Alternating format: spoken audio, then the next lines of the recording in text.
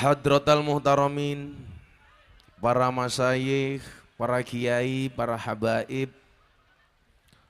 para ulama, tokoh agama, tokoh masyarakat, wabil khusus segenap jajaran pengurus Nahdlatul Ulama Suriah dan Tanfidiyah dalam semua tingkatannya yang saya muliakan, para pejabat yang berkenan hadir dalam semua tingkatannya, wabil khusus Bapak Sekda, jajaran Prokopicam yang saya hormati, segenap panitia pengajian dalam rangka malam Lailatul Ijtima yang saya banggakan, Bapak Ibu kaum muslimin wal muslimat, warga masyarakat Semarang rahimakumullah. Beli bawang bakule perawan, perawane ayu bokonge lemu. Hai orang kota Semarang yang cantik dan tampan, izinkan aku mengucapkan I love you.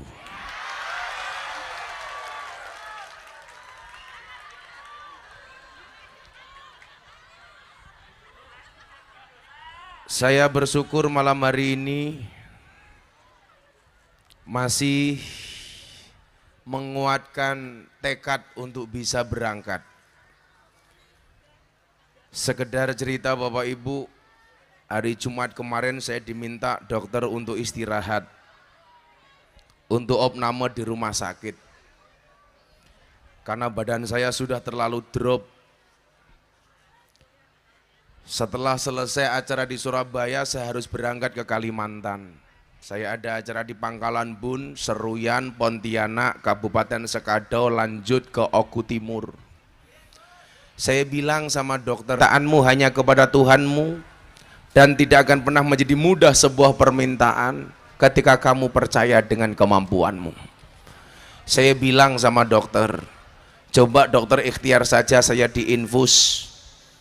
Setelah itu kuat apa tidak, nanti kita putuskan. Akhirnya hari Jumat saya diinfus, dan apa yang terjadi subhanallah, tetap drop.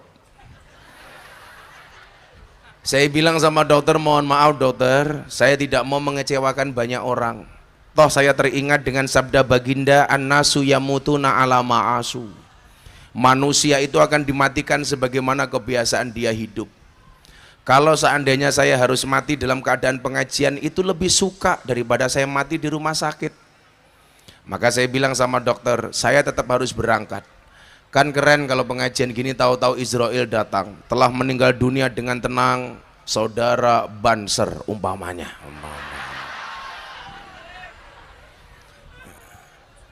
Akhirnya dokter nyerah, saya diizinkan untuk kembali berangkat ngaji. Dari hari Jumat kemarin mohon maaf di Kalimantan, Palembang, Jakarta sampai hari ini. Alhamdulillah walaupun apa saya tinggal sedikit, tapi kita syukuri. Karena bagaimanapun juga manusia boleh berencana, tapi isi ATM yang menentukan. Nah Bapak Ibu, mungkin pertanyaannya begini. Saya tadi habis dari Ambarawa, saya bilang ngajinya di mana? Di Semarang. Acaranya apa? Lailatul Ijtima. Nah, ketika berbicara Lailatul Ijtima, saya ingat guru kita semuanya Al-Maghfurlah yang beberapa bulan yang lalu dipanggil oleh Allah, Abah Demyati Rois, Syekhina wa Murabbi, pengasuh pondok pesantren Al-Fadlu wal Fadilah Kendal. Bapak Ibu, salah satu guru yang kemudian menginspirasi saya adalah Kiai Syekh Yusuf Yasin dari Blitar. Singkat cerita, Mbah Dim ini sering menceritakan Mbah Yusuf Yasin dari Blitar. Ternyata ada kesamaan. Ketika kemudian Mbah Dim ditanya sama Gus Alam putranya, Mbah, Abah, kenapa kok tiap hari Abah Dim itu memersani YouTube-nya Gus Miftah? Jadi hampir setiap hari Abah Demyati Rois itu nonton YouTube-nya Gus Miftah sebelum beliau meninggal. Bahkan beliau malamnya meninggal di Semarang, di rumah sakit Tegalrejo, sorenya beliau masih mersani YouTube saya. Satu saat Gus Alam iseng, channel YouTube Gus Miftah diganti dengan channel YouTube Gus Baha. Mbah Dim bilang, ojo diganti kaya Gus Baha, lak kaya Gus Baha aku wis iso, tapi lak misuh kaya Gus Miftah aku ra iso. Ketika ditanya, Abah kenapa kok seneng banget sama Gus Miftah? Jawaban Mbah Dim apa? Dulu awal-awal NU di masa perjuangan, masa kemerdekaan, ada seorang kiai dari Blitar namanya Syekh Yusuf Yasin yang mampu menghadirkan malam Lailatul Ijtima dengan ribuan orang. Nah, Mbah Dim bilang, saya hari ini melihat sosok Mbah Yusuf itu ada di Gus Miftah. Yang mau saya sampaikan bukan itu. Ternyata apa? Begitu Mbah Dim menceritakan Mbah Yusuf, Mbah Yasin Yusuf, saya juga punya cerita tentang Mbah Yasin Yusuf. Usia saya 6 tahun, tahun 1986, 6 atau 5 tahun waktu itu, karena saya kelahiran 1981. Saya lahir di Lampung tapi mbah saya di Ponorogo. Jadi saya kalau punya nasab Miftah Maulana Habibur Rahman bin Muhammad Muradi bin Kiai Muhammad Usman bin Kiai Muhammad Boniran bin Kiai Jalal Iman bin Kiai Karyonawi, punya ibu namanya Nyai Madarum, punya bapak namanya Kiai Ilyas, punya bapak namanya Muhammad Besari. Jadi saya nomor 9 dari Mbah Muhammad Besari. Muhammad Besari punya bapak namanya Anom Besari, makamnya di Caruban. Anom Besari punya bapak namanya Abdullah Mursad, makamnya di Kediri. Abdullah Mursad punya bapak namanya Pangeran Demang II. Pangeran Demang II punya bapak namanya Pangeran Demang I. Punya bapak namanya Susuhanan Wirasmoro. Punya bapak namanya Panembahan Praworo. Punya bapak namanya Sultan Trenggono. Punya bapak namanya Raden Patah. Punya bapak namanya Prabu Brawijoyo. Jadi kalau diurut saya urutan 18 dari Prabu Brawijoyo. Tapi saya malu. Kenapa? Dulu mbah saya Muhammad Besari punya cucu namanya Hasan Besari. Punya murid namanya Ontowiryo. Ontowiryo ini pendekar NU, pahlawan NU. Siapa nama komplit Ontowiryo? Kiai Haji Bendoro Raden Mas Abdul Hamid Ontowiryo Mustahar Heru Cokro Senopati Ingalogo, Sayyidin Panotogomo Amirul Mukminin Khalifatullah Tanah Jawa, pahlawan Goa Selarong Pangeran Diponegoro. Makanya kalau saya menceritakan Simbah itu malu. Kenapa? Mbah saya muridnya Diponegoro, Gus Miftah muridnya Lonte. Jadi saya nggak bangga menceritakan mbah saya. Kalau saya ditanya kenapa harus milih Lonte sebagai jamaahnya, jawabannya sederhana. Kulla syai'in idza kasura rahusa illal adaba. Segala sesuatu kalau jumlahnya banyak pasti murah kecuali adab. Itu artinya apa? Kalau Anda pengen jadi mahal, jadilah yang sedikit. Barang itu kalau sedikit berarti dia langka, kalau langka antik, kalau antik harganya mahal. Kiai itu banyak, tapi yang ngurusi lonte jarang. Siapa? Gus Miftah. Berarti Gus Miftah kiai, kiai mahal goblok. Malah kiai lonte. Baliknya itu ke mahal, jangan ke lontenya.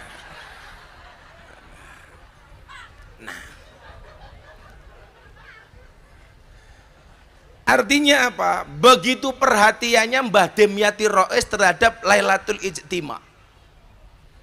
Maka kemudian ketika tadi asisten saya bilang ngajinya di mana? Di Semarang.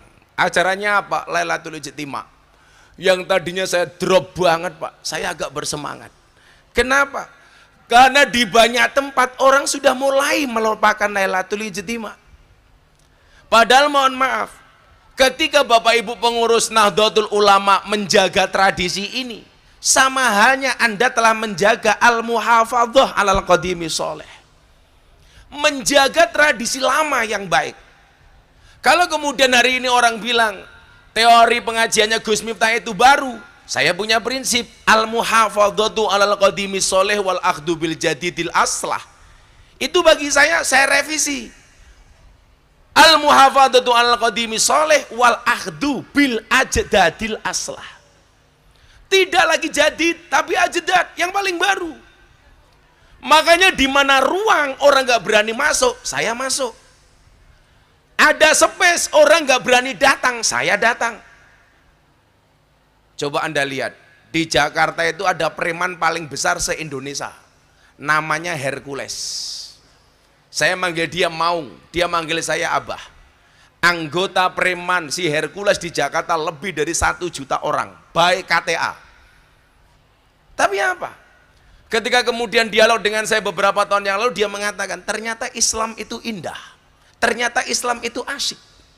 Kemudian beliau saya minta untuk sowan Habib Lutfi, bahkan luar biasa beliau diangkat sebagai adiknya Habib Lutfi. Artinya apa?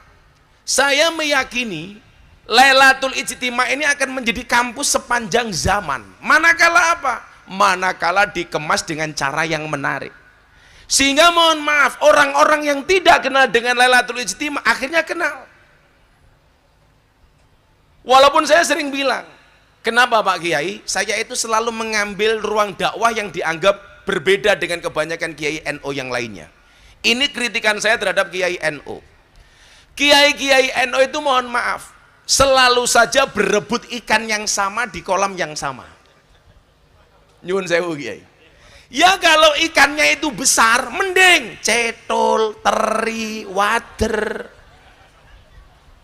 Sehingga puncaknya apa? Tahun 2000 sekian, ketika saya sowan Abah Lutfi, saya sowan Habib Lutfi dari tahun 2000, sejak saya miskin kuadrat.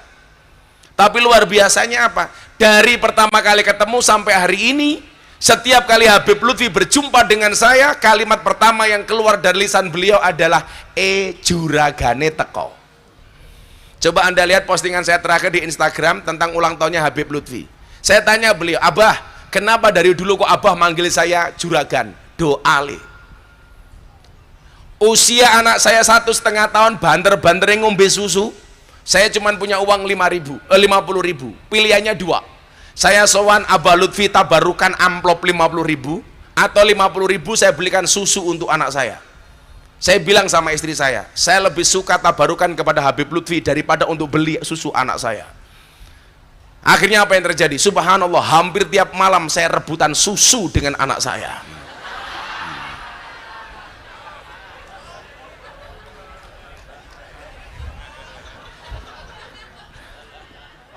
Tapi saya ngalah, saya cukup kemasannya saja.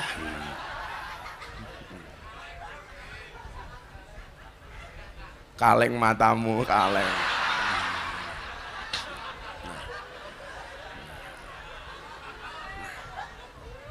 Saat itu saya sowan beliau. Ini mohon maaf ya, kalau saya harus duduk di atas boyok saya itu sewakitnya minta ampun soalnya ini. Beliau waktu itu duduk di atas seperti ini, saya dipanggil, juragane Miftah kon mlebu. Saya masuk kamar beliau. Beliau duduk, saya pegang kakinya, saya pijiti. Satu kalimat yang sampai hari ini saya kenang adalah, beliau mengatakan begini, ya, Le, kowe sesuk bakal nemoni sawijine zaman di mana hasutnya kiai itu lebih besar dibandingkan hasutnya santri. Ketika mendengar kalimat itu saya ngelus dada. Dadanya istri saya. Ya Allah, aku. Le mosok dodomu to yuyu. Yang gemuk berharap ya.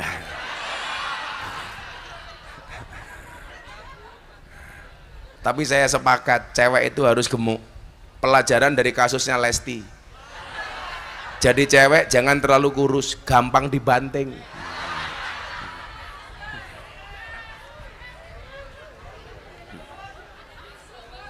Lagian sekarang cewek gemuk lebih diminati daripada cewek seksi.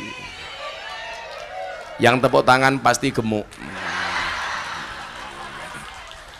Kenapa? Karena cewek seksi hanya fokus kepada penampilan, tidak pernah fokus kepada perasaan.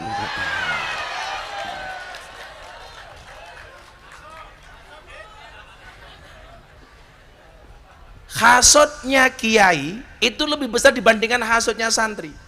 Ternyata persoalannya apa? Karena kita selalu saja rebutan ikan yang sama di kolam yang sama. Artinya apa? Awal pandemi, ketika banyak tawaran acara televisi datang ke saya, semuanya saya tolak. Akhirnya saya dipanggil sama Abah ke Pekalongan. Le, tak kandani. Wonten dawuh, Bah.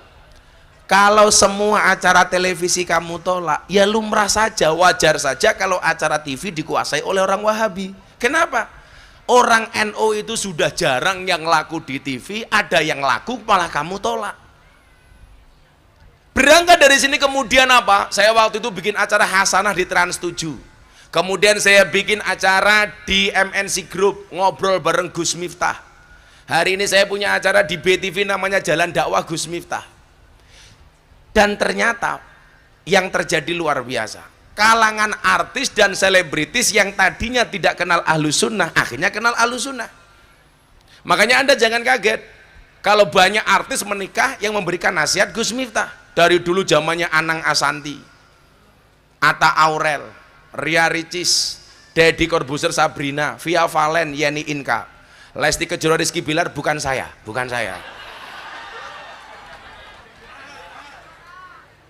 Dan hari ini saya punya circle pengajian besar teman-teman artis di Jakarta. Yang terakhir ya, subhanallah, yang ikut janda-janda. Wika Salim, Aura Kasih, Selin Evangelista, Nikita Mirzani, dan yang paling baru idolanya Kiai NO Semarang, Lucinta Luna.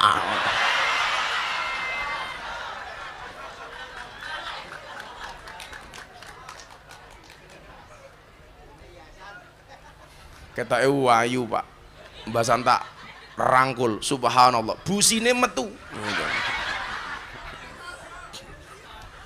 Nah, maksud saya apa Bapak Ibu? Bahwa NO dengan segala kompleksitasnya harus terus bergerak. Tantangan zaman semakin besar. Tapi saya meyakini misi yang dibawa oleh Nahdlatul Ulama, baik misi keagamaan maupun misi kebangsaan, sampai hari ini masih sangat relevan dan bahkan harus kita pertahankan. Yang pertama, misi keagamaan, menjaga berlangsungnya tradisi Ahlus Sunnah wal Jamaah dengan baik dan benar. Makanya bahasanya muhafadzah alal qadimi soleh. Bapak Ibu, Arab Saudi itu sebelum As-Saud berkuasa, mereka dikuasai oleh Ahlus Sunnah. Sampai kemudian terjadi konsensus antara As-Saud dengan Syekh Abdul Wahab. Yang satu pegang pemerintahan, yang satu pegang ideologi beragama Wahabi. Maka Ahlus Sunnah wal Jamaah di Arab Saudi lambat laun menjadi hilang. Pertanyaannya kenapa? Karena di Arab Saudi gak ada organisasi yang menjaga keberlangsungan Ahlus Sunnah. Maka hari ini ada bahasa begini, gak penting NO-NOan, yang penting Ahlus Sunnah. Ini adalah jelas propaganda kaum Wahabi. Kenapa? Karena kalau nggak ada NO, otomatis Ahlus Sunnah akan gampang untuk dilenyapkan. Makanya jangan kaget kalau ada bahasa Yasin boleh, Yasinan nggak boleh, tahlil boleh, tahlilan nggak boleh, sholawat boleh, sholawatan nggak boleh. Mereka nggak bisa membedakan antara sholawat dengan sholawatan. Apa bedanya? Sholawat itu belum dibaca. Kalau sudah dibaca namanya sholawatan. Yasin itu belum dibaca. Kalau sudah dibaca namanya yasinan. Tahlil itu belum dibaca. Kalau sudah dibaca namanya tahlilan. Masa gara-garaan nggak boleh? Sarung boleh, sarungan nggak boleh. Yo gondal gandul. Kotang boleh, kotangan nggak boleh, kewer-kewer.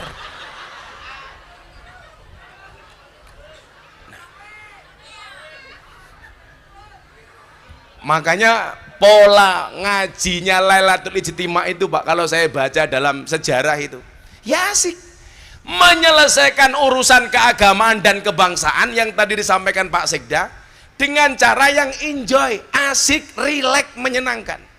Kenapa? Karena kebetulan orang NU itu rata-rata Sadziliyah. Imam Abu Hasan As-Sadzili, beliau pernah mengatakan, kalau kamu punya guru, gurumu ra iso gawe guyu, tinggalan minggat. Mosok guru kok gawe susah.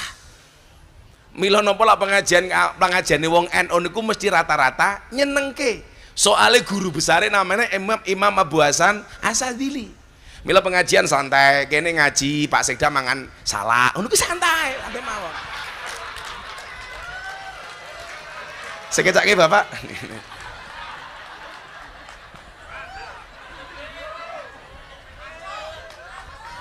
Masuk cangkemmu, masuk. Cewek sing ngomong masuk kok wetenge gede men to le. Kowe dadi wong lanang aja gede, aja lemu-lemu le. Ada penelitian di rumah sakit Yogyakarta, wong lanang ki lak wetenge gede biasane manuke cilik. Ada. Ya.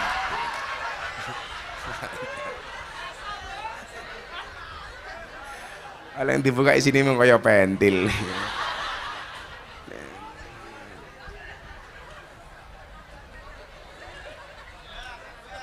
Maka nyuwun sewu, begitu urgennya makna Lailatul Ijtimai. Yang tadi badan saya drop, alhamdulillah jadi obat Pak. Karena bagi saya ini menarik. Kota Semarang masih mempertahankan tradisi Lailatul Ijtimai. Mas agak mundur dikit Mas, yang belakang nutup itu, cerewet bae Mas. Ingatlah mereka datang pengen melihat wajahku, tidak pengen melihat bokongmu.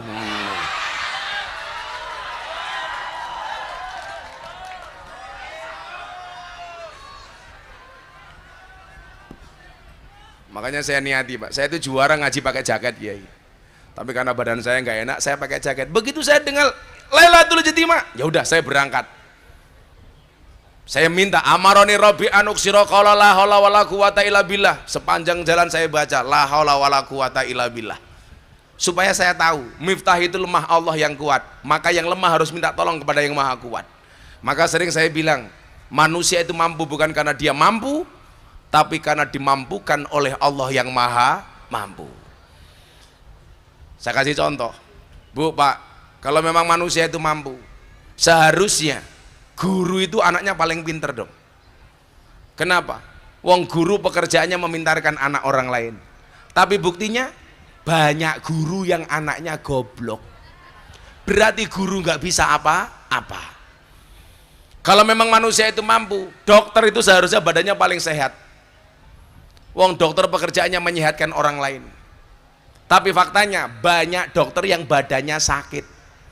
Saya punya teman dokter spesialis THT, telinga hidung tenggorokan, orangnya malah budek. Berarti gak mampu.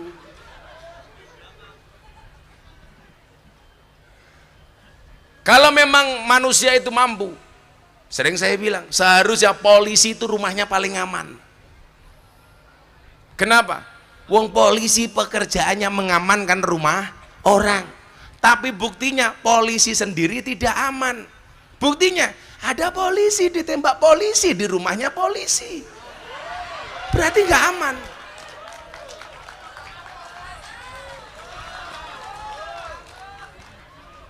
Tapi ingat ya, tidak semua polisi kelakuannya bosok kayak Sambo ya. Itu hanya oknum polisi, bukan lembaga polisi secara keseluruhan. Karena bagaimanapun polisi itu penting. Coba kota Semarang tanpa polisi setahun, apa yang terjadi? Banyak barang hilang, perawan meteng tak kandani. Kalau memang manusia itu mampu, seharusnya apa? Kuli bangunan itu rumahnya paling bagus dong. Wong kuli bangunan pekerjaannya membuatkan rumah orang. Tapi buktinya banyak kuli bangunan nggak punya rumah. Termasuk wong tugu. Ngontrak. Satu lagi yang gara-gara ini saya dilaporkan sama Persatuan Dukun Republik Indonesia. Kalau memang manusia itu mampu, seharusnya apa? Seharusnya dukun itu istrinya paling cantik. Kenapa? Wong dukun pekerjaannya jual pelet dan pengasihan. Tapi buktinya banyak dukun istrinya cangkemnya merongos. Berarti nggak bisa apa-apa.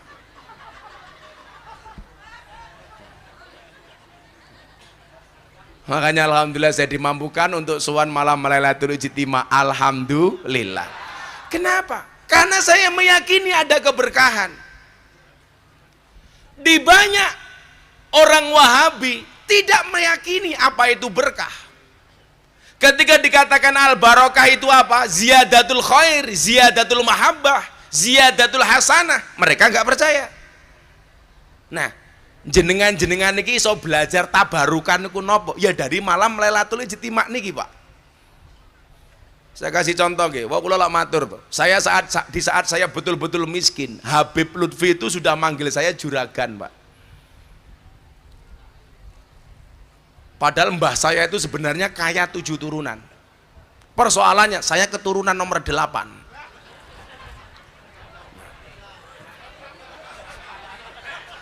Ragumanan Kiai. Kere kuadrat. Nah, maka kemarin saya tanya di hadapan para tamu, ada tentara, ada polisi di kamarnya Abah Lutfi, bah. Dijawab, bah. Kula menurut berso, apa le? Kok Abah itu dulu manggil saya juragan, kenapa, bah? Loh, aku lah yang ndongake awakmu to le. Saya itu mungkin orang yang bukan penderek di dalam, yang paling sering mendapatkan asobah, sisa makanan dan minuman dari Habib Lutfi. Karena kebetulan Mamah Salmah, istrinya beliau, itu satu nasab dengan saya. Sehingga setiap kali beliau dahar, mesti saya disisani. Setiap kali beliau minum, mesti saya disisani. Dan saya meyakini, Pak, keberkahan dari orang-orang soleh. Makanya kenapa kemudian Imam As-Syafi'i mengatakan uhibbus sholihin walastu minhum la'alli an anala bihim syafa'ah. Saya mencintai orang soleh walaupun saya bukan merupakan bagian dari orang soleh. Jadi jenengan niat mawon, saya yakin malam hari ini di atas panggung banyak orang soleh kecuali saya. Ini banyak-banyak orang alim. Jenengan datang ke sini niatnya seneng saja sama mereka orang-orang soleh. Amin. Ini banyak kiai di sini, tapi mohon maaf, para kiai cukup saya matur, kita di atas panggung yang sama, tapi dengan amplop yang berbeda.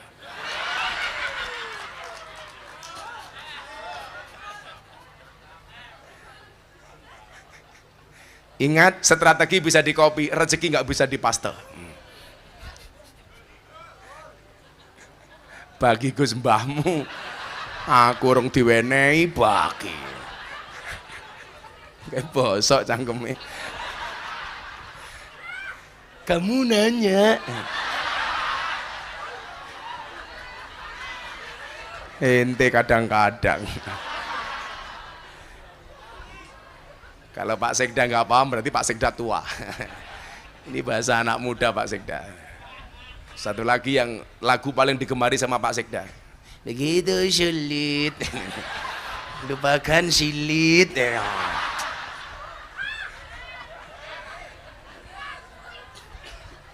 Saya mencintai orang soleh, kata Imam As-Syafi'i, walaupun saya bukan merupakan bagian dari orang soleh. Tujuannya apa? La'alli an anala bihim syafa'ah. Karena saya berharap mendapatkan pertolongan dari orang-orang soleh. Saya kasih contoh sederhana Pak Bu. Saya punya penggemar berat di Kalimantan Selatan. 7 jam dari Banjarmasin. Anaknya hamil muda. Setiap malam nonton YouTube-nya Gus Miftah, setiap tidur ngelindur nyebut namanya Gus Miftah. Untung pedalaman Kalimantan yang meteng. Coba kalau orang Semarang, orang pasti curiga, jangan-jangan sing ngetengi Miftah. Anaknya matur sama bapaknya, Pak, bisa nggak sowan ke Jogja? Ngapain di mbok minta doa video dari Gus Miftah atas kehamilan saya. Bapaknya punya uang 300.000 berangkat ke Jogja. Sampai Banjarmasin uangnya habis. Mau nyebrang ke Semarang nggak punya duit. Delala Pak, kan Anda tahu. Sebelum Ramadan kemarin saya mendapatkan penghargaan dari Leprit, Lembaga Prestasi Indonesia dan Dunia dalam 3 kategori. Salah satunya apa? Selebritis yang paling banyak wajahnya dilukis di bokong truk. Ada 350 truk gambarnya, bokongnya gambar Gus Miftah. Yang paling menyedihkan satu, mobil tangki sedot WC.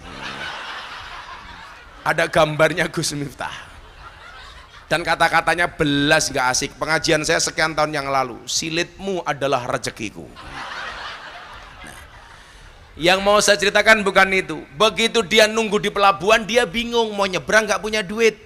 Ada truk Pak datang, bokongnya ada gambarnya Gus Miftah. Bapaknya ini mendatangi sopir truk, Pak Anda mau kemana? Saya dari Banjarmasin mau pulang ke Magelang. Kenapa trukmu digambari Gus Miftah? Saya jamaahnya Gus Miftah. Gantian sopir truk bertanya, Bapak mau kemana kok kelihatan bingung? Saya pengen ke Jogja, pengen sowan Gus Miftah, tapi saya nggak punya uang. Ya sudah Pak, kita sama-sama jamaahnya Gus Miftah. Yuk Bapak saya antar, saya mau pulang ke Magelang, saya antar ke pondoknya Gus Miftah.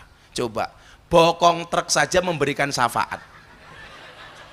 Apalagi kalau kamu cinta dengan orang soleh. apalagi cinta dengan Kanjeng Nabi. Itu belum seberapa Kiai. Saya ngaji di Belanda. Insya Allah saya besok tanggal 30 saya berangkat umroh, tanggal 5 saya berangkat ke Eropa sampai tanggal 20. Nah, 2018 pas pengajian saya viral di klub malam, saya dapat undangan dari Belanda. Orang Belanda nggak percaya apakah pengajian di klub malam dan di lokalisasi itu ada manfaatnya. Akhirnya wartawan Belanda ikut ke Jogja, ikut pengajian saya di lokalisasi Sarkem. Begitu masuk lokalisasi, lihat orang pengajian, dia heran.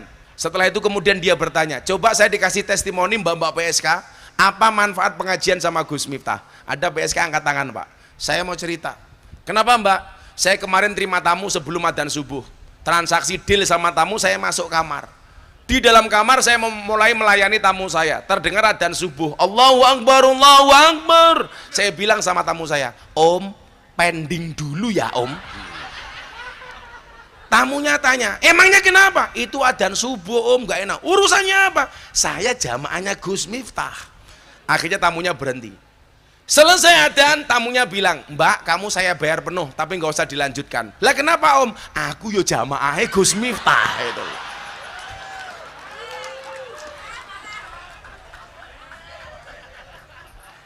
Ayo. La ali an ana labihim syafa'ah. Oh, piye to iki lho. Jangan-jangan mbaknya kamu. Kok geting aku? Nah, keberkahan itu nyata.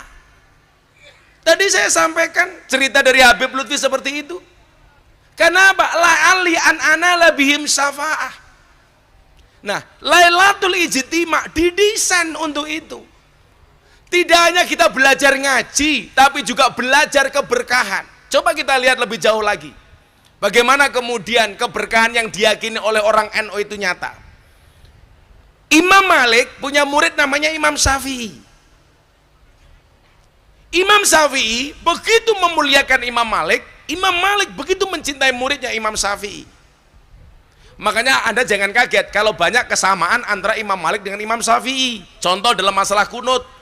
Imam Hambali, Imam Hanafi, sholat subuh tidak menggunakan kunut. Tapi Imam Malik, Imam Syafi'i sama-sama menggunakan kunut. Satu ketika Imam Malik bermimpi ketemu dengan baginda Rasulullah Muhammad Sallallahu Alaihi Wasallam. Wallah, kalau Anda mimpi ketemu Kanjeng Nabi, itulah Kanjeng Nabi. Karena beliau tidak bisa ditasabuh oleh setan iblis laknatullah alaih. Tapi kalau Anda mimpi ketemu saya, bisa jadi itu Anjasmara.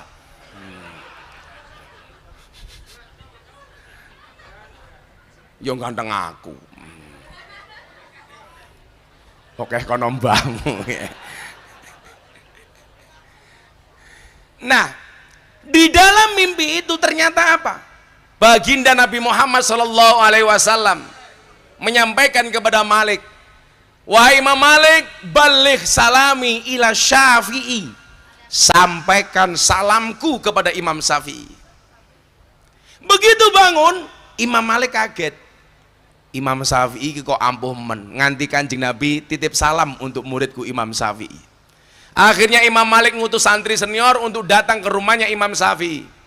Datang dengan tergopoh-gopoh, dia sampaikan, Pak Kiai, saya ada titipan pesan dari Kiai Imam Malik. Oh boleh. Tadi malam Imam Malik mimpi bertemu Kanjeng Nabi, dan Kanjeng Nabi menitipkan salam untukmu wahai Imam Syafi'i. Akhirnya apa yang terjadi? Imam Syafi'i begitu bergembira, kemudian dia ingat harus membalas kebaikan sang santri ini. Wa idza khuyyitum bi tahiyatin fahayu bi ahsana minha. Apa yang dia lakukan?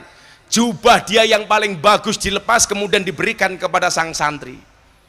Dibawa pulang, dilihat oleh Imam Malik. Sang santri banyak tersenyum dan bahagia. Ditanya, "Le, kowe ngopo kok seneng banget?" "Kulo seneng Kiai. Saya diberikan jubahnya Imam Syafi'i." Apa kata Imam Malik kepada santri ini? "Mas, santri, boleh nggak saya pinjam jubahnya?" "Untuk apa Kiai Imam Malik?" "Saya pengen mencuci jubahnya Imam Syafi'i dan bekas air cucian dari jubah itu akan saya minum." Kemudian sang santri bertanya, "Kiai, bukankah Imam Syafi'i itu muridmu?" Apa jawaban Imam Malik? Kamu hati-hati, Imam Syafi'i itu bukan manusia biasa. Sampai Kanjeng Nabi saja nitip salam kepada Imam Syafi'i. Coba Anda lihat. bahkan bekas air cucian jubahnya Imam Syafi'i diminum oleh Imam Malik gurunya. Ini menandakan apa? Bahwa keberkahan itu nyata, bahwa keberkahan itu ada. Makanya dulu saya sangat tersinggung, Pak, ketika ada Ustadz Wahabi mengatakan apa? Tabarukan itu nggak ada dalilnya. Monggo Kiai.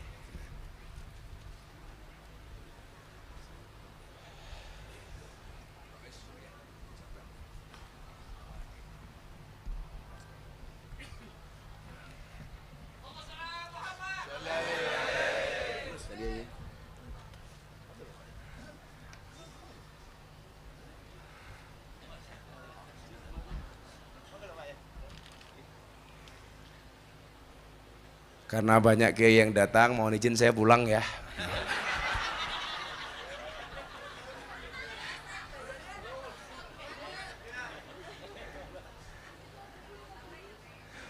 Mereka longgar bunyain dhuwur gendeng nih, kok longgar.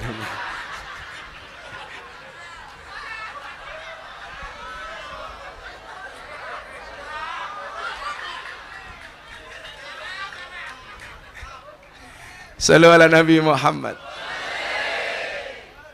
Saya ulangi, bahwa betapa tabarukan itu nyata. Makanya dulu saya sangat tersinggung ketika ada Ustadz Wahabi mengatakan apa? Minum bekas minum kiai itu nggak ada dalilnya dan nggak ada berkahnya. Yang membuat saya tersinggung apa? Video klip yang ditampilkan adalah ketika Mbah Maimun Zubair selesai ngaji, kemudian bekas air minum simbah itu untuk rebutan para santri. Berarti dia tidak pernah membaca cerita sejarah ketika Imam Malik mencuci bajunya Imam Syafi'i, kemudian air bekas cuciannya diminum oleh Imam Malik. Maka kemudian apa? Orang ini dua-duanya luar biasa. Imam Malik mencintai Syafi'i, Syafi'i mencintai Imam Malik. Satu ketika Imam Syafi'i pengajian di Masjid Nabawi, Imam Malik datang mengendap-endap pengen mendengarkan pengajian dari Imam Syafi'i. Karena beliau khawatir kalau datang terang-terangan akan mengganggu fokusnya Imam Syafi'i. Mendengar pengajian Imam Syafi'i, Imam Malik menuliskan khot di tembok Masjid Nabawi. Apa bahasanya? Man arada ilmun nafis fa'alai bi Muhammad bin Idris. Barang siapa yang menghendaki ilmu-ilmu yang penting, hendaknya dia ngaji kepada Imam Syafi'i Muhammad bin Idris. Selesai ngaji, Imam Syafi'i keluar, melihat tulisan gurunya, beliau sangat hafal dengan khotnya. Apa yang kemudian beliau tulis di bawah khotnya Imam Malik? Wa kaifa yakunu dzalik wa ana tilmidu Malik. Bagaimana saya bisa menjadi seperti ini? Wong saya ini adalah muridnya Imam Malik. Dan ini kita bisa belajari Bapak Ibu di malam Lailatul Ijtima. Maka saya bilang tradisi ini harus kita pertahankan. Kecintaan Imam Malik kepada Imam Syafi'i melahirkan keberkahan yang luar biasa. Dan saya meyakini kecintaan kita kepada Nahdlatul Ulama insya Allah melahirkan keberkahan yang luar biasa. Amin Allahumma amin. Makanya nyuwun sewu, walaupun saya sakit kalau udah ngomong NU Pak, alhamdulillah saya semangat. Apalagi ketemu wajah-wajah sing masak aking ini, ya Allah enak. Kayak rupanya kayak kota infak. Maka saya niati, saya malam hari ini datang atas nama cinta. Dan cintaku padamu seperti air kencing di dalam kolam renang. Maksudnya apa? Wujudnya tidak nampak tapi hangatnya bisa dirasakan. Wah. Alhamdulillah. Ayo selamatan dhisik ya. Ben kerja campur iwi, aku main kemeringet. Sapa ngerti dadi obat. Ele. Ora mangan cangkeme iki jan.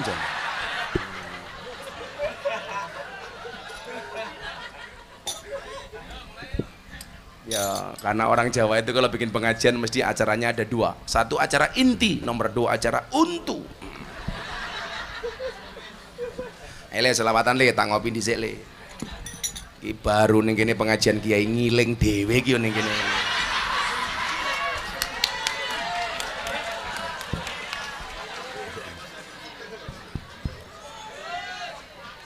Jamaah. Musik. Sing nyanyi ki aku ra kowe. Sok tau.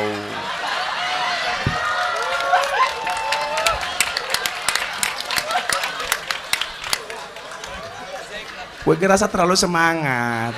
Amplopmu ra jelas.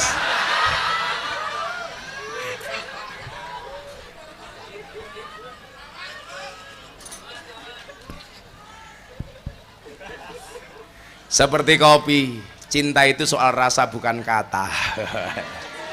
Saya harus ngopi Kiai, karena hidup butuh inspirasi bukan halusinasi.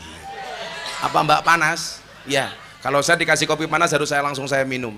Kenapa? Jangan pernah kamu sesali kopimu dingin, karena ketika hangat tidak pernah kau hargai. Ya.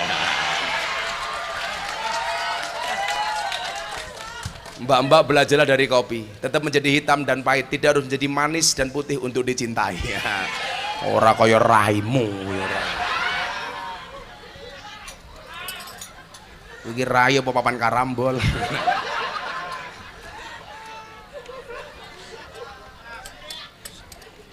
Sallu ala Nabi Muhammad. Minta lagu apa? Oh, jadi banding-banding kowe iki ngundang Gus Miftah apa Deni Caknan. Pilih Joko Tingkir apa Joko Kendil? Wong-wong dhewe niki terlalu latah nggih. Ngono wong mlaku musafir, unuk-unuk macan putih wali matamu. Saya itu punya banyak sekian jamaah sing gaweane musafir mlaku bertahun-tahun. Ya biasa-biasa saja gitu loh. Unuk, bono ngojek goblok. Ada wali macan putih bono ngojek. Ya biasa, itu fenomena yang biasa-biasa saja loh. Malah ono Joko Kendil teko matakoni kamu nanya.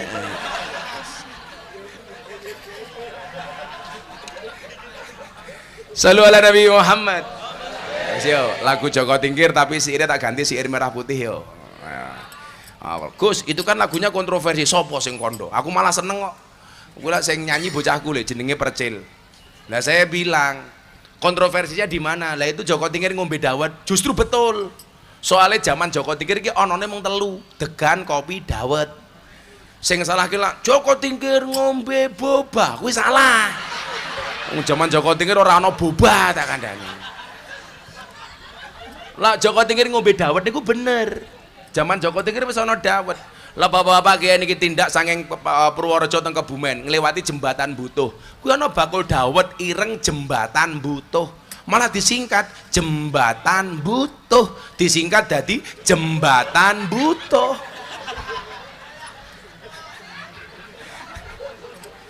Deloken ke lho ning Purworejo lho, jembatan Butuh. Disingkat dadi jembatan Butuh.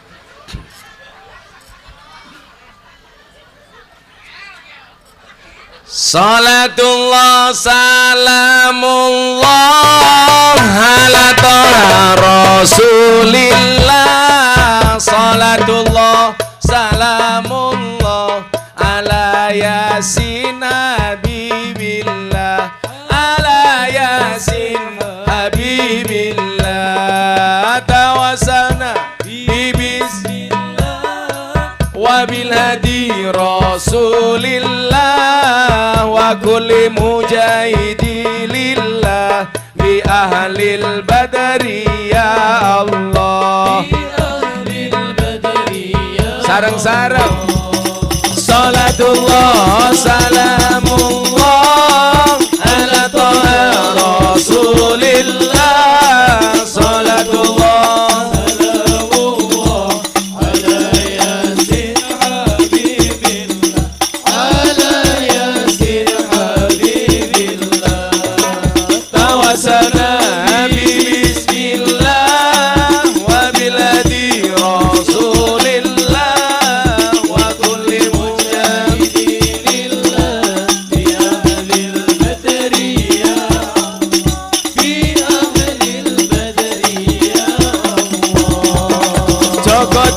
minumnya kopi ditanam di pinggir kali.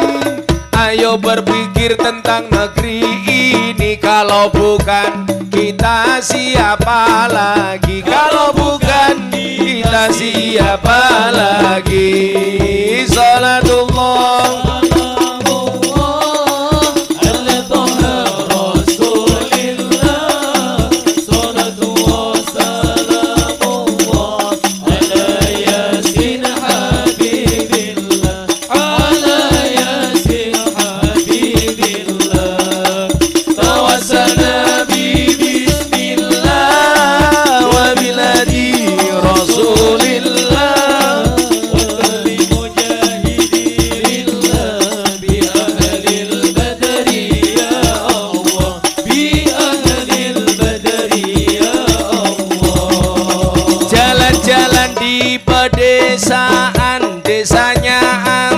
bersih terjaga, sucikan hati tetapkan iman, merah putih melekat di dada, merah putih melekat di dada. Salatullah salamullah ala toha rasulillah, salatullah salamullah ala yasin habibillah, ala yasin habibillah. Tawassana bismillah wa biladi rasulillah wa kulli mujahidin lillah bi ahlil badri ya Allah, bi ahlil badri ya Allah. Bunga cantik di dekat taman, beragam warna memikat hati. Mari rawat kebinekaan demi keutuhan NKRI, demi keutuhan NKRI. Salatullah salamullah ala toha rasulillah, salatullah salamullah ala yasin habibillah, ala yasin habibillah. Tawassalna bi bismillah wa bil hadi rasulillah wa kulli mujahidin lillah bi ahlil badri ya Allah, bi ahlil badri ya Allah. Sallu ala Nabi Muhammad. Rokok klobot mereke codot, utang ngotot nyaure alot, tuku kotang ning pasar Jagir, nagih utang adi blokir. Wonge tekoi, biasanya jilbabe oren.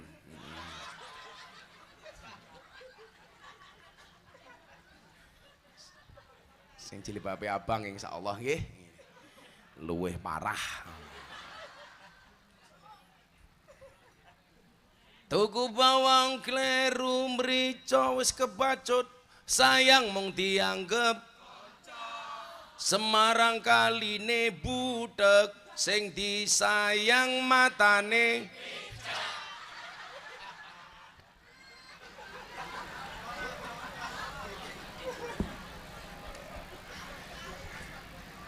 Minum kopi rasanya nikmat, beli pisang di tengah kota, mari ngaji dan bersolawat dari Semarang untuk dari Semarang untuk Indonesia. Shallu ala Nabi Muhammad.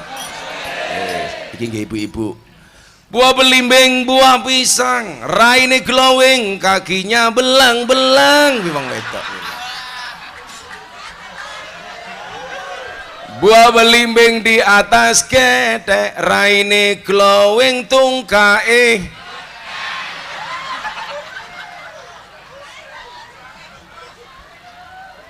Ada fatayat di sini nggak? Ada fatayat nggak? Ada. Muslimat? Ada. Sego berkat rasane nikmat, sego gandum sayure asem. Beda fatayat karo muslimat, fatayat parfum, muslimat balsem.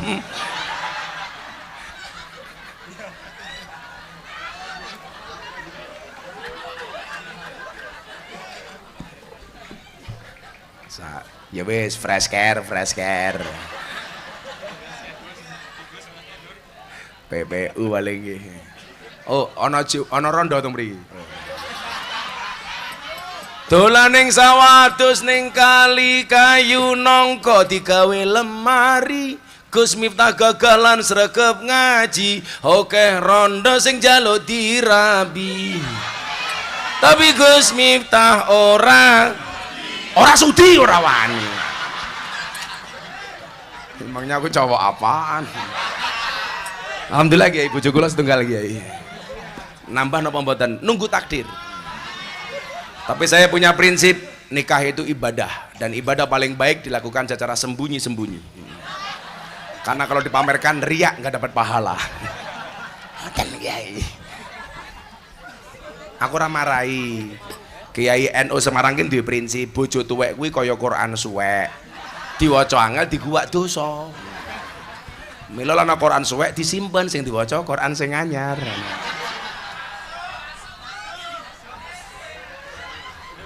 Setuju ibu-ibu? Enggak, karena saya sangat menghargai perempuan. Karena bagi saya ingat perempuan itu suci seperti sajadah. Artinya apa? Karena di atasnya lah laki-laki bisa beribadah. Maka bagi laki-laki semakin banyak sajadah semakin baik. Betul Bu? Betul.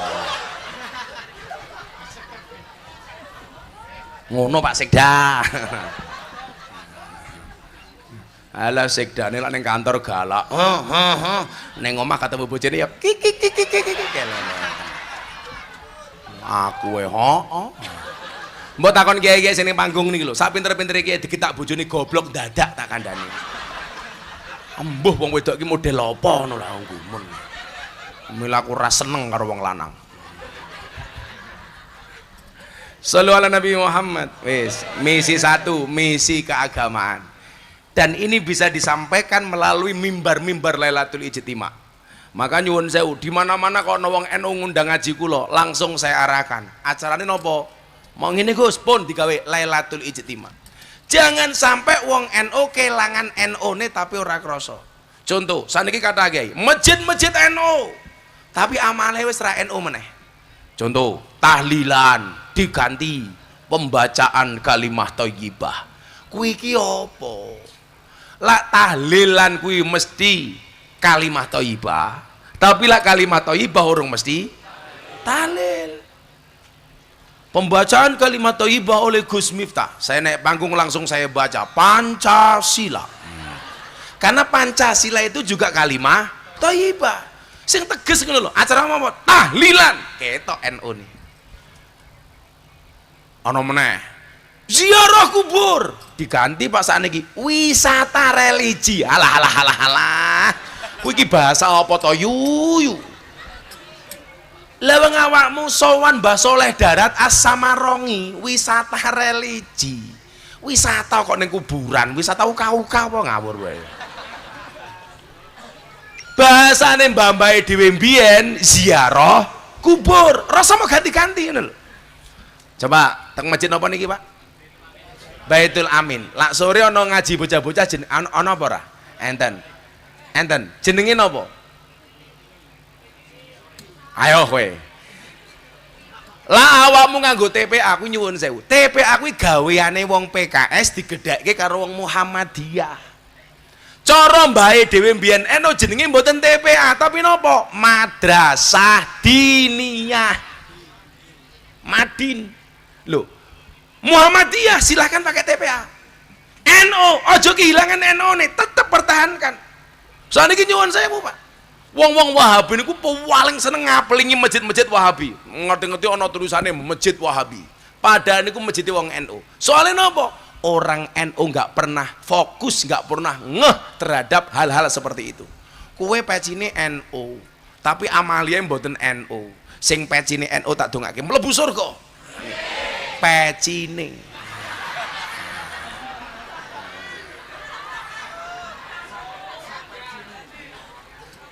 Tapi ini kita tenan iki, mumpung ketemu kanca-kanca NU nggih. Kula niku ikhlas peci ana tulisane NU rapopo, blangkon tulisane NU rapopo, kudung tulisane NU rapopo, baju NU rapopo, kaos NU rapopo. Tapi aku ra ikhlas lak sarung mau kayak tulisan NU. Coba jenengan bayang nggih. Awakmu nganggo sarung NU, ngising ning toilet sarunge ra mok copot. Kuwi lak padha karo gambare NU kon nyawang silitmu. Suul adab niku tak kandhani. Kula ora setuju tenan niku. Awake dhewe niki nyuwun sewu, kadang-kadang kebablasan gawe undangan penganten. Wa min ayatihi an khalaqalakum min anfusikum azwajan.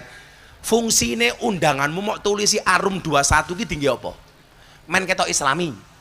Lah men ketok islami, mbok sesuk paesmu raine kaya kubah kae. Mbok lah gawe undangan iku biasa-biasa mau tulisi ayat. Kebiasaane awake dhewe niki maca undangan, bar diwaca undangane diguwak. Kuwi berarti awakmu guwak ayat. Mbok sederhana mawon. Mohon hadirnya atas pernikahan kami hari Selasa tanggal ini jam sekian. Ngisore ditulisi mohon 200.000. Rampung toh. Gayane mohon doa restu. Diwene restu ana 200.000 ya merongos kok dadakno. Le, kula pesen ya, aja gawe sarung NU le. Eman-eman NU ning. Nggih napa mboten? Wis to, baju ora apa-apa wis men ketok NU. Peci ya ora apa-apa. Blangkon ya ora apa-apa. Ora usah kakan ngomong sementing manfaat nggih NU. Contone blangkon niku, Muktamar NU wingi ning Lampung. Awakmu ngerti, aku kon nyumbang NU. Payu piro blangkon ku le? 900 juta. Sumbangke panitia Muktamar NU teng Lampung. Blangkon aku gawe 90.000, tak nggo 10 tahun, payu 900 juta Kiai. Ayo kowe.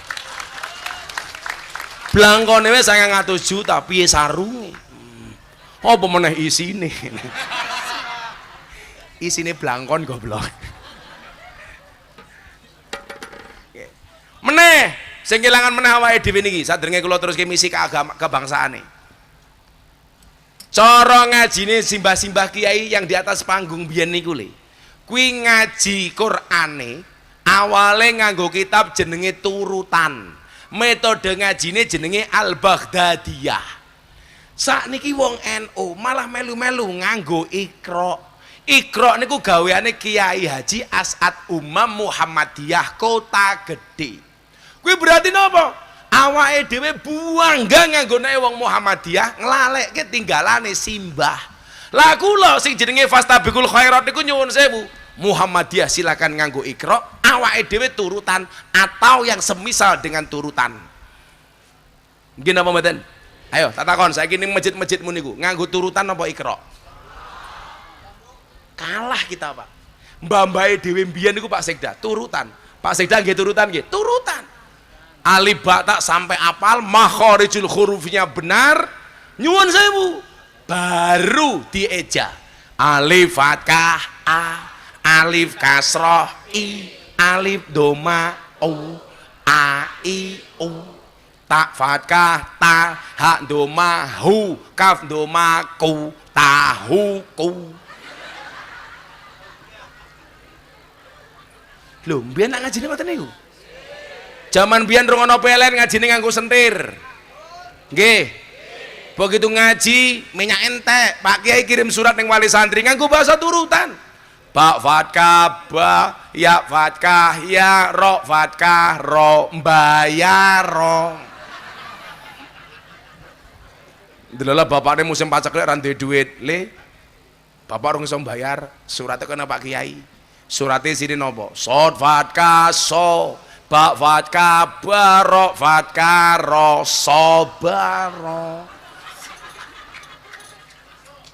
Akhirnya kiai ini jengkel, kiai ini mantan preman rambutnya gondrong. Bapakmu kurang ngajar kon bayar malah pak kiai kon sabar. Suratnya kaya bapakmu dibuka bapaknya suratnya sini nopo mim fatkah ma tak fatkah ta mim domamu.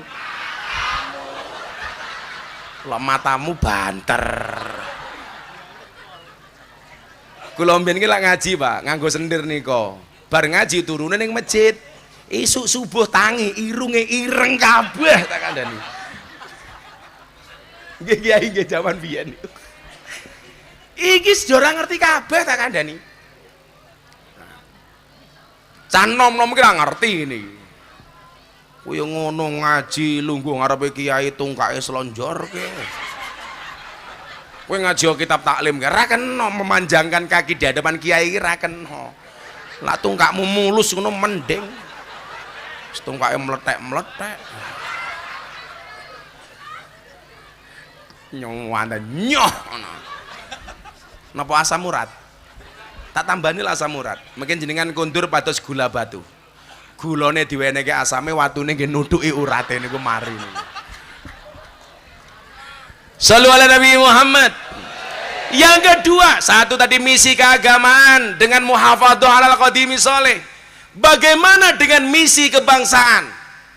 Misi kebangsaan Nahdlatul Ulama itu apa? Menjaga negara kesatuan Republik Indonesia NKRI harga mati dan Pancasila sebagai sebuah ideologi.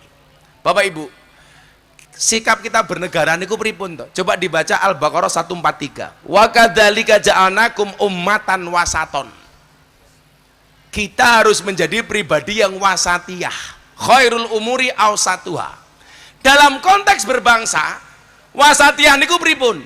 Pemerintah bener didukung, pemerintah salah dikritik tapi dengan cara yang baik. Saya kemarin tanggal 11 Oktober diminta presiden untuk berbicara di hadapan Investor Daily Summit 2022 di gedung JCC, Jakarta Convention Center. Saya diminta berbicara bagaimana sikap umat Islam menghadapi resesi global 2023. Lak mumet ndasku to kuwi. Iki kon ngomong apa? Sing teko presiden, menteri, pengusaha luar dan dalam negeri. Sing teko wong 1000 pengusaha kabeh. Investor Daily Summit 2022. Sama pas pampres saya dikasih waktu 7 menit. Akhirnya saya bilang, lah wong duwe iman apa meneh wong desa, resesi global niku ora bakal wedi. Karena resesi itu hanya akan berimbas kepada 3% orang kaya di Indonesia. Lah wong desa santai mawon. Soalnya napa? Wong desa niku nyuwun sewu, apa-apa mangan tandurane dhewe. Mangan sayur-sayure dhewe. Mangan beras-berase dhewe. Mangan endok-endoke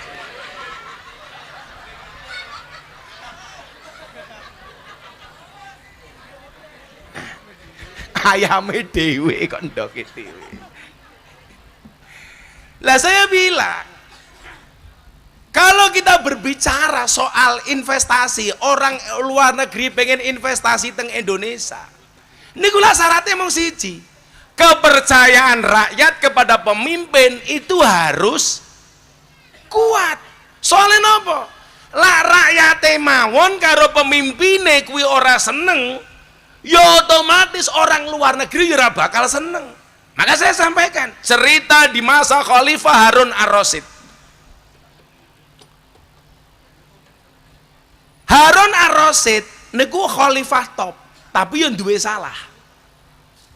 Didatangi sama ulama-ulama yang agak keras. Maka saya bilang sama presiden, mohon maaf Pak Jokowi, kalau hari ini ada ulama-ulama keras, sudah dari dulu ada ulama sing cangkeme atos. Ulama-ulama ini mengatakan apa sama Harun Ar-Rasyid? Ini nasihun lak, Harun Ar-Rasyid, saya akan memberikan nasihat kepada anda. Famusaddidun alaika, tapi sorry, nasihat saya agak keras. Falatajidanna fi nafsika alayya sayan, tolong anda jangan marah dengan saya. Kira-kira begitulah. Apa kata Harun Ar-Rasyid? Innallaha ta'ala qad arsala man huwa khairum minka ila man huwa syarrum minni. Sesungguhnya Allah pernah mengutus orang yang lebih hebat dibandingkan anda. Maksudnya siapa? Harun dan Musa. Ilaman huwa syarrum minni, kepada orang yang lebih jelek dibandingkan saya. Maksudnya siapa? Fir'aun. Tapi apa kata Allah kepada Harun dan Musa untuk memberikan nasihat kepada Fir'aun? Harun, Musa, fakulalahu qawlan layyina, berbicaralah kepada Fir'aun dengan bahasa yang lemah dan lembut. Pertanyaan saya sekarang begini, apa Pak Jokowi kuwi luwih elek tinimbang Fir'aun? Kok kita ngomong kasar sama Pak Jokowi? Apakah Kiai Ma'ruf itu lebih hina dibandingkan Fir'aun? Kok kita ngomong kasar sama Kiai Ma'ruf? Hari ini dunia terbelalak dengan G20 yang ada di Bali. Itu saja Pak, orang yang benci dengan pemerintah tetap saja mencari jeleknya. Dulu orang membangga-banggakan Malaysia, sekarang Malaysia bangkrut, Indonesia ekonominya di atas Malaysia. Kurang bangga apa kita dengan Indonesia? Penanganan COVID-19, tanya Pak Sekda, TNI Polri bersama pemerintah menjadikan bangsa Indonesia termasuk negara paling cepat keluar dari pandemi COVID. Kurang apa? Awakmu saiki pengajian wis ora nganggo masker. Kuwi sing nganggo masker orang mergo wedi COVID, merongos tak kandhani.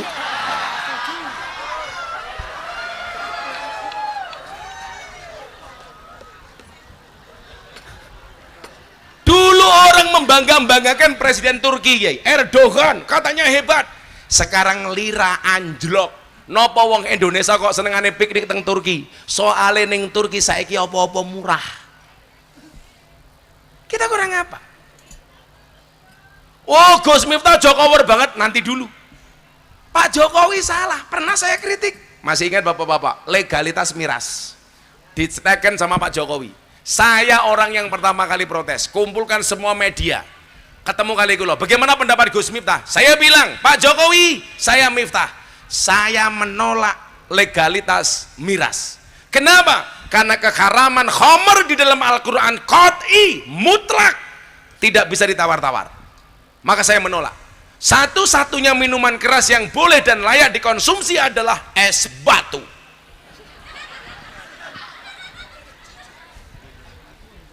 Sehari berikutnya Pak Praktik Mensesnek telepon saya, Gus, kritiknya didengar sama Presiden, besok mau dibatalkan. Batal? Berarti nopo? Pemerintah tidak anti kritik, tapi kritiklah dengan cara yang baik. Fakulalahu qaulalayyina.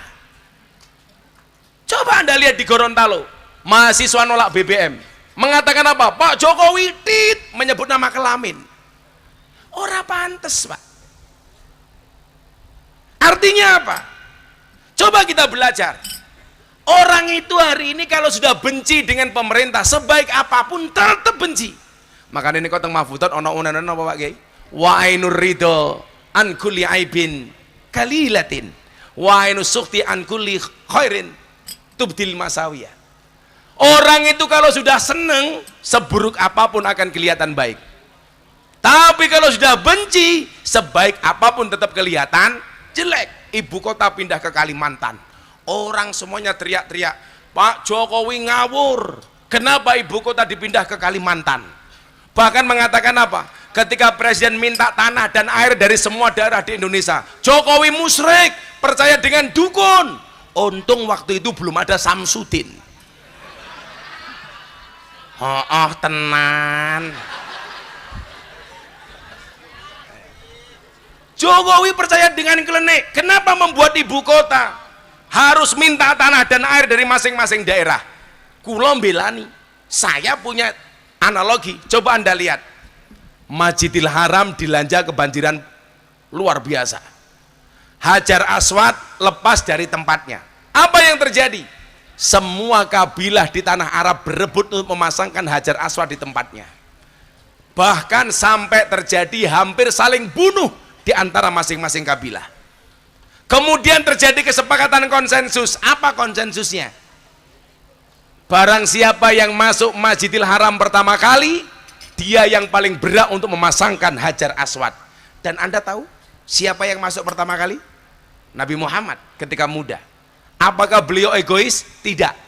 Nabi Muhammad membuka serbannya, Hajar Aswad ditaruh di atas serban, ketua kabilah masing-masing diminta untuk membawa ujung serban, dibawa mendekat ke Ka'bah. Begitu dekat baru Nabi Muhammad yang memindahkannya ke dalam tempatnya. Apa semangat yang dibawa oleh Nabi Muhammad? Persatuan, semangat menghargai masing-masing kabilah.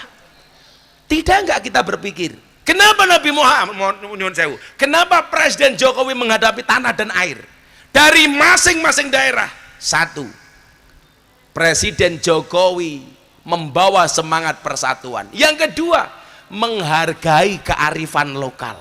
Sehingga masing-masing daerah memiliki sense of belonging, rasa memiliki terhadap ibu kota negara yang baru yang ada di Kalimantan. Kudune pola pikirnya lak ngono to, Pak. Orang mau goleki salahe tok. Coba kita lihat Masjid Demak. Masjid Demak iki proyeknya sapa, Nduk? Proyeknya Kanjeng Sunan Kalijaga. Umpama Masjid Demak kuwi dibangun dhewe karo Kanjeng Sunan Kalijaga, kira-kira dadi apa ora? Dadi, Pak Wali. Pak Sekda bangun masjidnya dadi kok. Senajan to semene njaluk pengusaha. Oh, pemenang Kanjeng Sunan Kalijaga. Tapi coba Anda lihat. Sunan Ampel urun tiang. Sunan Bonang urun tiang. Sunan Gunung Jati urun tiang. Tiang satu lagi dibuat saka tatal Kanjeng Sunan Kalijaga. Apa semangat yang dibawa? Persatuan. Maka saya bilang, sehebat-hebatnya Superman kalah sama super tim. Maka dikatakan afdalul amali bil jamaah. Sehebat-hebatnya Superman kalah sama super team. Superman kuwi goblok, badannya besar, bajunya es. Luwih goblok meneh nganggo sempak ning jaba.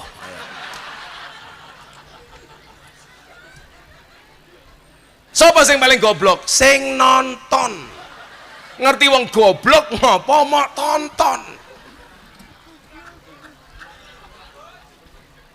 Makanya kula sering matur, wong Indonesia niku sakniki profesine kathah seperti wasit sepak bola. Napa niku? Lari ke sana kemari mencari kesalahan orang lain. Kuwi wasit bal-balan. Sing paling cilaka meneh sapa? Wasit tinju. Ana wong rangkulan, dipisah, wong antem-anteman dijarke, kan goblok kuwi.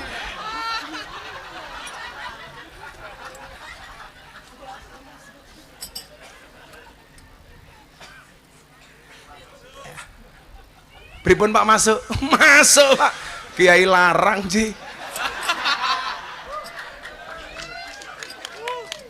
Itu kemarin saya sampaikan di hadapan presiden. Kalau pengen investor masuk, ya percaya karo pemimpinmu. Atiullah wa atiur rasul wa ulil amri minkum. Akhirnya saya ngaji 7 menit, Pak Jokowi guyu tok. Rampung pengajian, ngaji 7 menit mulai sangoni 150 juta. Wah. Lah ning PCNO Kota Semarang.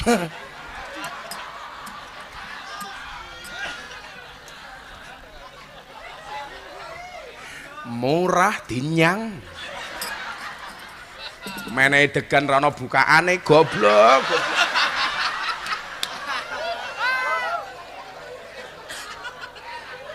Angel.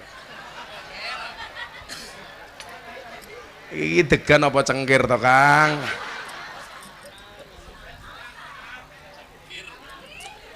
Ya. Kami cinta tanah air Indonesia. Kami bangga jadi bangsa Indonesia. NKRI akan selalu kami jaga demi kejayaan bangsa Indonesia. Dong gowo HP ya apa ora? Ya HP-ne duripke yo. Ayo. Lalatul ijtima main murup, ayo. Ayo sing go HP duripke, sing ora nguripke HP kancane Samsudin. Ayo. Shallu ala Nabi Muhammad.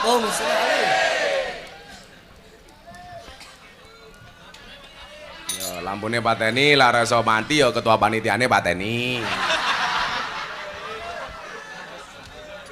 Semuanya diangkat. Woi, sini dulu masjid. Oke, mesti flash-e cross kayak. Flash-e redup. Semuanya diangkat. Shallu ala Nabi Muhammad. Kami cinta tanah air Indonesia. Kami bangga jadi bangsa Indonesia. NKRI akan selalu kami jaga demi kejayaan bangsa Indonesia. Sholli wa sallim iman ala mada. Sholli wa sallim iman ala mada. Wal ali wal ashab iman qad wahada. Wal ali wal ashab iman qad wahada. Saben malam Jumat ali kubur mulih nang omah kanggo jalo donga wajan Quran najan sak kalimah. Lamun ora dikirimi banjur bali rebes milih bali nang kuburan mangku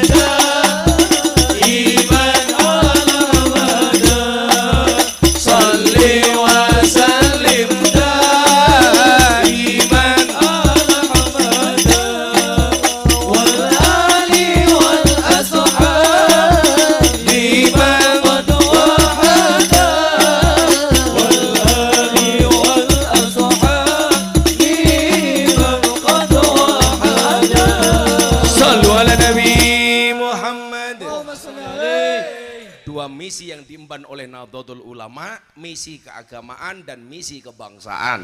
Misi keagamaan menjaga berlangsungnya tradisi Ahlussunnah wal Jamaah An-Nahdliyah, dan misi kebangsaan menjaga negara kesatuan Republik Indonesia, NKRI harga mati dengan PBNU. P-nya adalah Pancasila, B-nya Bhinneka Tunggal Ika, N-nya adalah nuwun sewu NKRI, dan U-nya adalah Undang-Undang Dasar 1945. Insya Allah Indonesia semakin jaya. Sampun jam 10:30. Saya mau pindah tempat. Iku urun mung 1000 cerewet. Mesake sing jamaah mriko, kula nggih pun kemringet, dongake Gus Miftah sehat nggih. Mudah-mudahan insyaallah selama Indonesia ada NU, insyaallah Indonesia akan tetap terjaga. Amin Allahumma amin. Hadanallahu wa iyyakum ajmain wa lafu minkum. Assalamualaikum warahmatullahi wabarakatuh.